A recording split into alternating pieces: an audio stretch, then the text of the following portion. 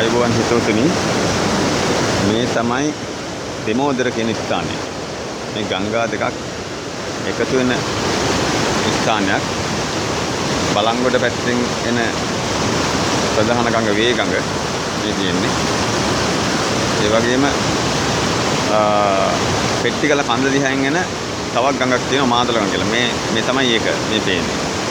මේ මාදල ගඟයි වේ ගඟයි එකතු වෙන ස්ථානය තමයි මාදොල ප්‍රදේශයේ වේගම් කියලා දෙමෝදර කියලා හඳුන්වන්නේ.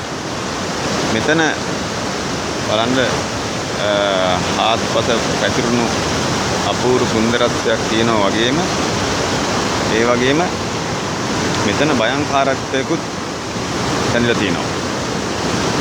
මම ඔබට විස්තර කරන්නම්. මෙම ස්ථානයේ ඉතා දරුණු අනතුරක් සිදු වුණා.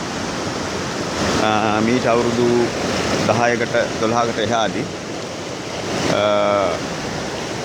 මෙම ස්ථානයෙන් එකොට ප්‍රදේශයේ තියෙන එකොට වෙනිකන් ප්‍රදේශයේ තියෙන ඉඩමකට ගිහිල්ලා එන ගමන් දෙන්නේ ගඟෙන් එකට වෙද්දී යම්තමින් ගඟ පොඩ්ඩක් වැඩි වෙමින් බොර වෙමින් තිබුණා. එතෙන්දී අඹුසමියන් දෙදෙනා පිරිමි ළමයා සහ ගෑනු ළමයා එකට වෙමින් ඉද්දි ගෑනු ළමයා එකට වෙලා ගියා.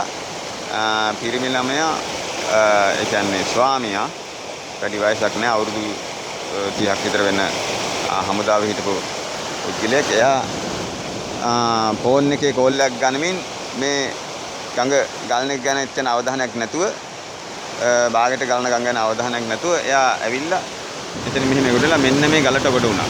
මේ පෙන්න ගලට. මෙන්න තියෙන මේ පෙන්න ගලට කොට වුණා.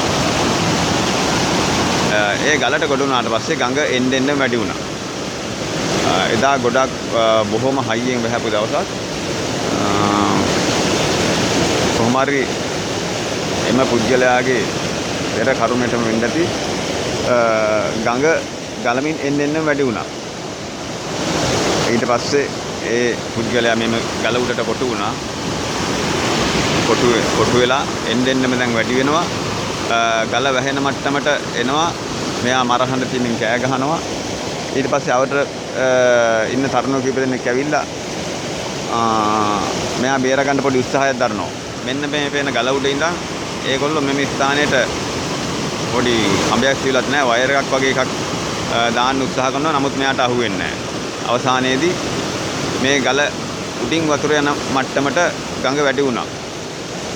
ඒ වගේ මේ ගඟ දෙකට තලා ගලන්නේ ඉතාම කලාතුරකින්. මෙයාගේම කර්මයට ඒ දිනේම ඒ විදියට සිද්ධ වුණා. ඊට පස්සේ මෙයා මේ ගල අල්ලගෙන බදාගත්තා. හිටගෙන ඉන්න බැරි තැන අන්තිමට එකපාරටම ගියා.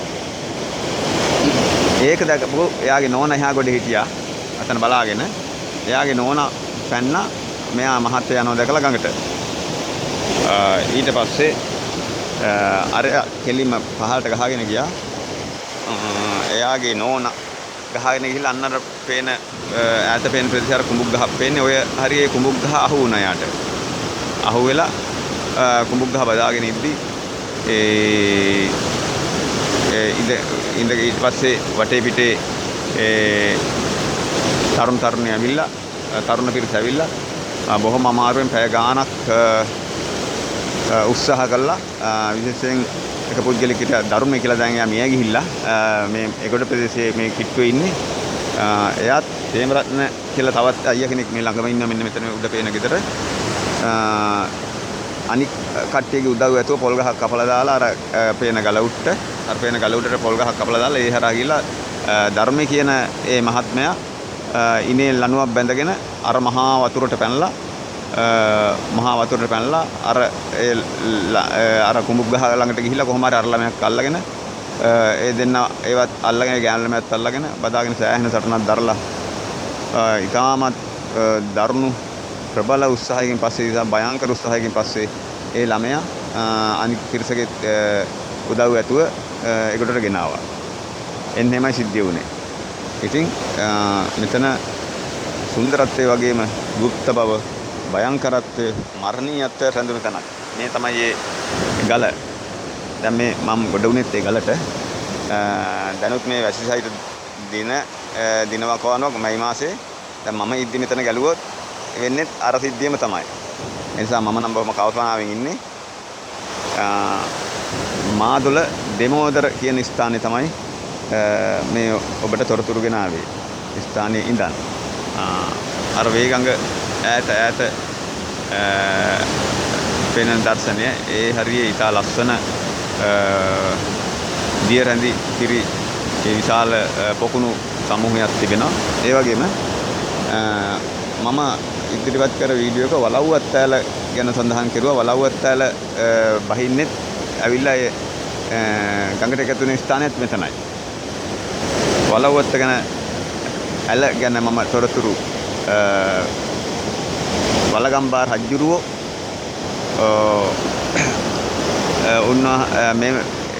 එතුමන් මෙම ප්‍රදේශයේ සැඟවී සිටින කාලේ එතුමාට ජල පානය පිණිස මේ වලව්වත් ඇලේ ඉහළින් ජල සැපවීමක් ගෙනහැල්ලා ඒක ප්‍රභූන් නරුන් විසින් ඇල මුර කරපු නිසා මේ ඇලට වලව්වත් ඇල කියලා නම වටලා කියනවා තමයි ජනප්‍රවාද සඳහන් වෙන්නේ. මම තොරතුරු සොයා බැලුවා ආකාරයට. මෙතෙන් සිට මම මේ වීඩියෝ නවත්තනවා. ඉදිරි දිනයක වලව්වත් ඇල දිගේ ඉහළට තොරතුරු සොයාගෙන වලගම්බා රජුරෝ ජලය පානය කිරීම සඳහා ජල සැපයීම සපයලා තිබුණු ප්‍රභූන් විසින් මුර කරපු වලව්වත් ඇල ටික ඉහළට ගිහලා ඉතාමත් සුන්දර දසුන් තියෙනවා දියාලි සහිත.